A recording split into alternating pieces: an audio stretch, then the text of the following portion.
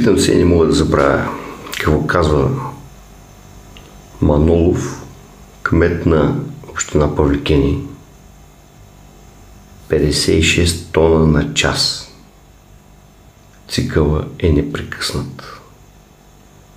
Това касае проекта на Петрургия за завода за изгаряне на отпадъци.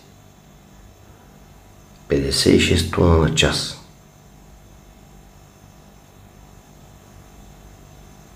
При непрекъснат цикъл. Денонощно отравяне на целите екосистеми, вода, въздух, почви, растения, животни, хора в радиус от 50 км, твърдо и категорично отравяне в този радиус в рамките на по-малко от една година. Питам се, ако вие позволите Манолов да вземе да управлява община Павликени отново, същото важи и за неговите подопечни от БСП и не само. То се видя, че има и от ГЕРБ, видя се, че има от местни коалиции, видя се, че има от ДПС.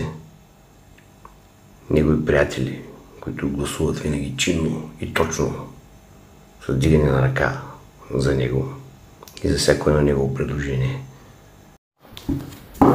Дали Павликени все още ще съществува? Или тук ще има само едно огромно сметище с няколко фадроми, които нариват буклука в пещта? И всичко в радиус от 50 км ще бъде отровено. И дори да расте нещо, то ще бъде канцерогенно. Вие как мислите? Нужен ли е този човек на община Павликени? Аз бях Тодор Тодоров.